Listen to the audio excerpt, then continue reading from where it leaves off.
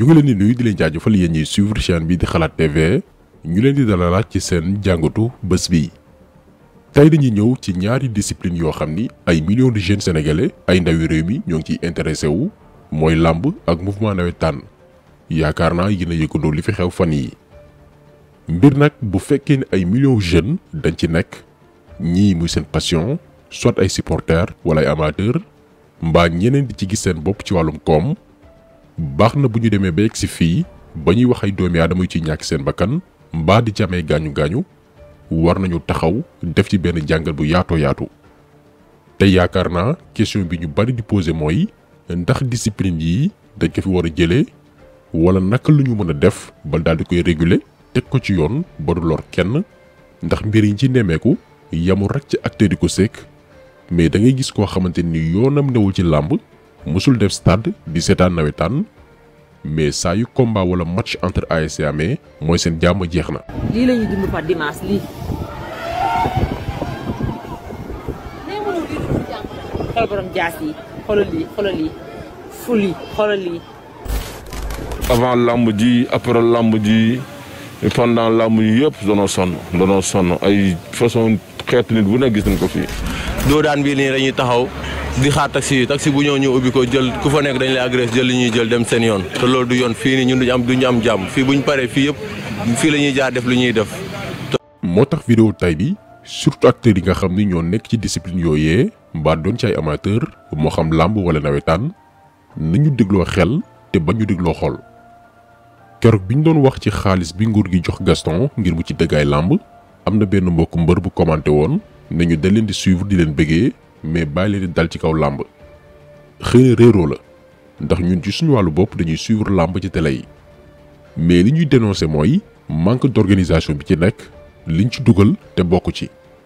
ba tax na ci biir vidéo bii dañ leen di wan ñoom suñu frères yi nekk ci làmb ji te yaakaar ci teraanga que même anam gi ñu organiser làmb ji arrangé wu leen ñoom ndax xel mënul nangu benn discipline bu am ay junni licencié ñu ciy dégg ay milliards.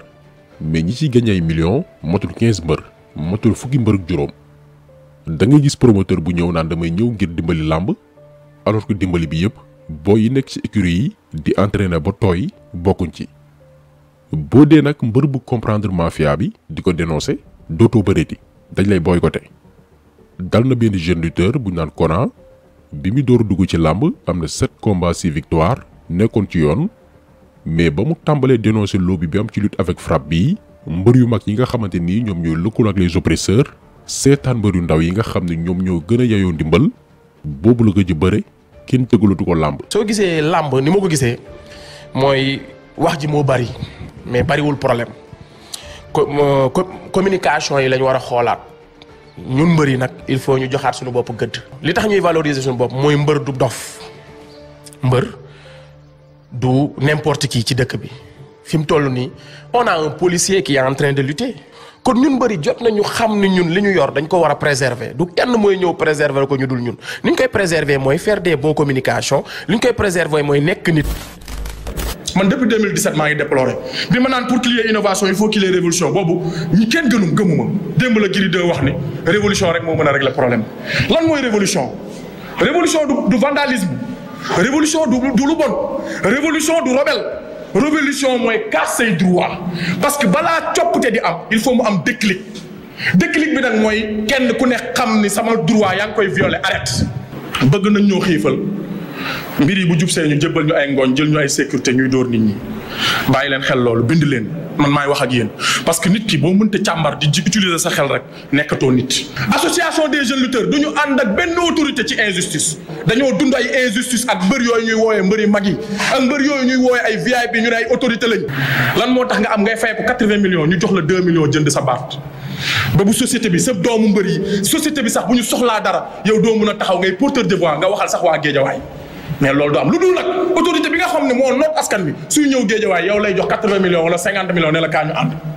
après askan bi ban bët la ñuy xoolee dañ naan ñun suñuy intérêt rek bu ëllëgee gisoo tey lii xew ci lamb dem leen ci commentaire yi ñoo ñaw lañ ñuy wax pourquoi ñun ñu wëlbatiku ba suñu société du ñu wan ginnaaw lan moo ñu ko war a jaral. donc lii mooy problème bi am ci lamb ji dañoo jàpp ni mbëri yi ak seeni supporters waruñu am xel waruñu civiliser di use seeni mind di ci génn loo xamante ni ku leen dégg naw leen seetlu leen mbër bu am esprit bii rek xeex nañ la ci làmb parce que jàpp nañ ni mbër égal dof. léegi nag discipline boo xamante ni ña ko sëkk sax seen biir ñu bari ci ñoom dañoo gëm ni mbër ak àndandoom waruñoo nite boo xawee nekk nit sax dañ naan diw yoru jikkoy mbër te loolu ay reporteru làmb ñoo koy wax diw yorul jikkoy mbër parce que dafa muus wala dafa civilisé. milieu bu mel nii nag bu cay jàmmaarloo amee warul betti kenn ba tax na yoon la ñu taxaw ci làmb ji tey dañuy sax dellu ci histoire pour leeral que ni bëri dóor bii sax ñuy woy suñu culture bokkul suñu aada. bëri dóor du suñu tradition benn tubaab bu ñëwoon fii Sénégal moo ko créé woon daañu ñëw ci loolu lépp ak ni mu demee. nga jël aussi nawetaan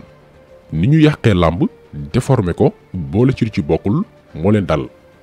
mbir la bu ñu créé woon ngir mu nekk benn espace d'occupation et d'éducation pour les élèves étudiants bañ na ko ba duñu wax sax association sportive dong yam ci ASC la ñuy wax association sportive et culturelle loo xam ni bu weesoo tàggat yaram dafay aussi promouvoir suñuy aada. équipe bu ci nekk di ci compétir di wane li gën a baax suñu réew yi ñu dem bay opportuniste dugg ci genre Amadou Kane yi nga xamante ni ba ñu jëlee ONCAV nawetaan amul benn avancement lu dul dellu ginnaaw. ci yii nag lañ bëgg a taxaw ngir ñu bari comprendre naka la ñuy yeggee ci situation bii.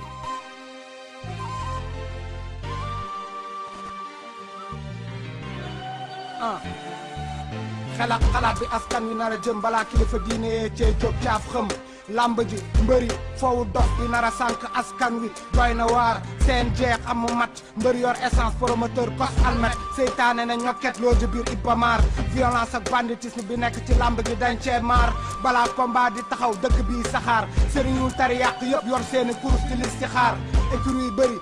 bëri ku ci amul métier torox. léegi bu ñu jëlee bëre dóor balaa ñuy ñëw ci nawetaan ak jàmmaarloo yi ñu ci nemmeeku mais aussi nees la ñu mën a def ngir mu dakk ndax bu kenn yaakaar ñu interdire làmb loolu moom képp ku koy rêvé na la leer ni du mës a réaliser wu ndax nguur ci boppam moo ko dul nangu. nguur dafa bëgg jeunes yi di intéressé wu ci ay activités yoo xam ne da leen di fàttaloo jafe-jafe réew mi jeunes yi amuñu liggéey parce que préparé wuñ leen tàggat leen ba ñu nekk tout tànk conditions yi matewul ñi ngi dund pression ci seeni famille ak quartier yi. donc làmb ak nawetaan mooy la pour ñoom ngir décompressé wu dund happiness comme ni ko nit ñi di woowee dafa arrangé état ci benn côté. léegi nag loo xam ne mënu fee jugee kon faaw ñu xool nuñ koy organiser ngir mu bañ a lor ñeneen ñoo xam ni seen yoon neew ci ndax ay doyam ci boppi borom. bi ci njëkk nag mooy wax dëgg sénégalais yi par rapport ak li ñu yàgg gëmloo mooy lutte avec frappe bi làmb dóorante bi indi souvent ay jaamarloo entre supporters suñu aada la. lutte avec frappe du suñu aada bokkul ci ñun daañu ñëw ci ñun lan mooy suñu culture ci wàllum sport. lutte avec frappe benn waay bu naan Maurice Jacquin moo ko créé producteur mais aussi acteur de cinéma la woon bu ñëwoon Sénégal moom la autorité coloniale yi boobu Sénégal amagul woon indépendance njëkk ko jox licence promoteur ngir mu tëgg lutte avec frappe bëri dóor en 1920 kon lii yàggul bañ mën ko tuddee suñu culture. donc bëri dóor création coloniale la ñoo nootoon suñuy maam ñoo ko créé woon ndax dañoo demoon ba gis ni bëri simple bañ daan def doyul ñu daldi ci yokk dóor boole ñu suñu biir ñuy tojantey kanam di turantey deret. Maurice Jacquin def ko business tubaab yi fi newoon daan daga ay ticket pour ñëw seetaan ay nit yu ñuul ñuy dóorante seen biir ñu koy seetaan di ci am plaisir di ci kontaan. nii la bëri dóor lawee bañ dem ba naan suñu aada la alors que loolu c'est faux. ñun lan mooy suñu aada ak li ko wutaleeg bëri dóor bii ci la ñuy ñëw.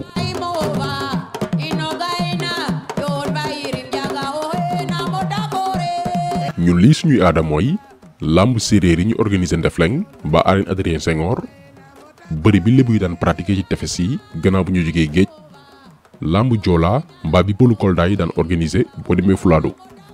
bëri boobu nga xamante ni moo ëpp spectacle boole sport ak culture loo xam ne amul fenn ci àdduna bi ñun lii lañu moom. tubaab bi moo ñëw ne ñu lii neexul yokku leen ci ay dóor ba tey jii nii loolu moo ñu topp te ñoom li ñu jublu woon mooy tubaab bi mooy boole ay mbokk ñuy turante deret loo xam ne du suñu tradition dañu koy aaye. par exemple boo jëlee séeréer ak joolaa aada daf leen tere ñoom ñaar ñuy tuurantey deret ndax ay cousin lañ. pël ak séeréer mën nañ waxante lu leen neex mais jamais ñu jaamarloo seen biir. lii la fi tubaab bi fekkoon doon essayer par tous les moyens ngir màbbal ko jëlee ko fi donte échoué na ci côté boobu. te da leen di jox exemple bu bëri simple. lutte traditionnelle bi nga xamante ni mooy suñu cosaan ñii seetaan lamb Adrien Senghor du ñu weddi ay téeméeri mbër ñooy daje ci benn bërëb ku ne bàyyi ko fu nekk tàkkusaan ba xaaju guddi ñuy bëre ay téeméeri ponkal ñuy daanante seen biir ba final am ku jël raw gàddu gi rarement nga ci dégg jaamarloo dina am parfois mais bariwul te ay téeméeri mbër ñoo fay daje di bëre tàkkusaan ba xaaju guddi stade bi fees dell ba doo am fooy teg sa tànk ambiance am façon xeetu jël bu ne nga ko fay gis mais coow du jib bal du tàkk mais làmb boobu noonu nga xam ni moo gën a neex ëpp suspense am spectacle dañ ko relégué au second plan ñàkkal ko solo mais beneen bëre bi nga xamante nii moom 5 à 8 combats la ñi ciy bëre matuñu 20 personnes saa yu amee benn fit dootul toog ñi dëkk ci watu stade yi tëj seeni buntu kër lii li muy signifié mooy ku wàcc sànd beneen ànd boo dem fekk fa borom dafa déjj toog lii moo ñu dal dañ fi bàyyi lu ñu moom muy lutte traditionnelle di promouvoir bëri dóor alors que bëri simple lutte traditionnelle moo gën a neex ëpp spectacle gën a passionnant boo koy seetaan léegi nag violence bële nga xam ne moom la ñu nemmeeku ci géewu bëri dóor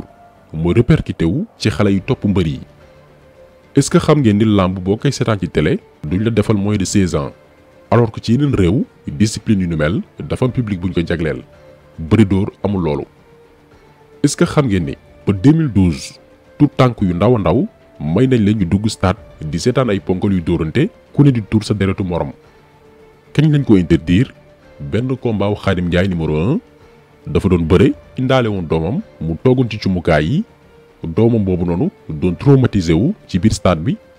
boobu la CNG dooru jël décision ay xale yi ñuy dugg ci làmb bëri dóor tere nañ leen stade yi waaye terewuñ leen ñu seetaan ko ci télé yi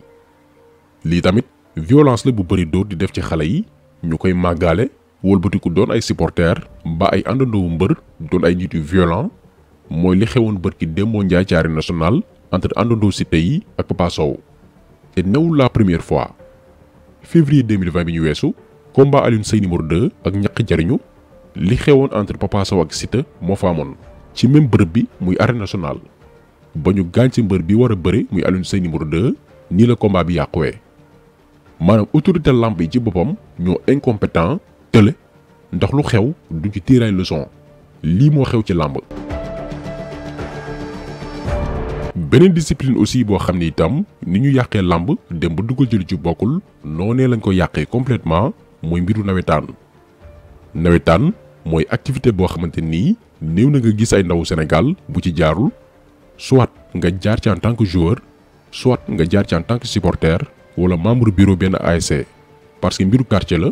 amul kenn ci ñun ku gardé wala ay souvenir yu dul jeex ci nawetaan mais moom it nawetaan dañoo dem ba boole ci lu ci bokkul li taxoon ñu créé ko mooy mu nekk benn espace d'occupation pour jeunes yi ci période de vacances te saa yu école musaan ubbi dafay fekk ñu jouer phase zonale yi départementale régionale ba nationale ku ne delluwaat say activité mu jeex. beneen particularité nawetaan moo newoon aussi di promouvoir suñu culture ASC yi bu weesoo tournoi de football bi dañ daan aussi compétir ci domaine yu ci mel ni théâtre daan développer ay thèmes yuy jàngale maanaam yar xale yi nawetaan nekkul lu am solo.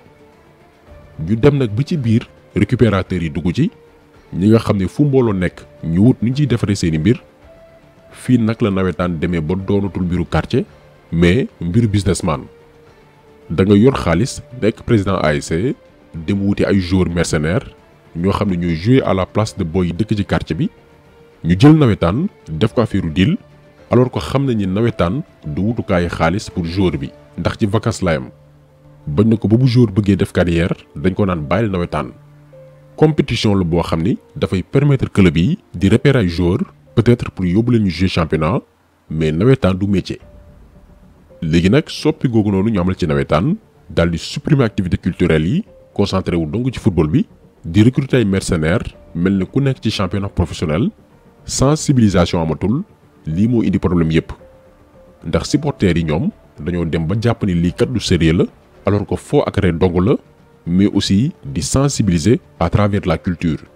loolu nag moo dem ba disparaître. léegi nag ba nawetaan demee ba soppi xar kanam ñu seenoon bu yàgg li raam di ñëw les dirigeants yi raté seen mission tey boo jëlee ki jiite mboolem activité nawetaan yi ci biir réew mi nekk ci bopp ONCAV muy Amadou Kane moom foofu lañ ko doon xaar mais malheureusement dafa fayra sa mission moom gannaaw ba mu nekki produit nawetaan dem ba doon seen président fi ko ñëpp doon séntu mooy delloo nawetaan ca tànk ya mu nekkoon maanaam relais culture et sport mais aussi éducation mais diggante bi malheureusement leneen moo am yeneen privilège moo dugg gannaaw bu ñu tasee woon fédération sénégalaise de football ba créé CNF muy comité de normalisation du football en 2009 Diagne Ndiaye jiite woon ko bi ñu décidé waatoon jëmmalaat beneen bureau fédération bu bees dañ ne léegi nawetaan dafay am place dafay am baat ci biir fédération boobu lee ci la Amadou Kane dugg fédération talatul nawetaan amatul benn politique ngir nees la ñu mën a def ngir yeesal mbir yi ba violence dakk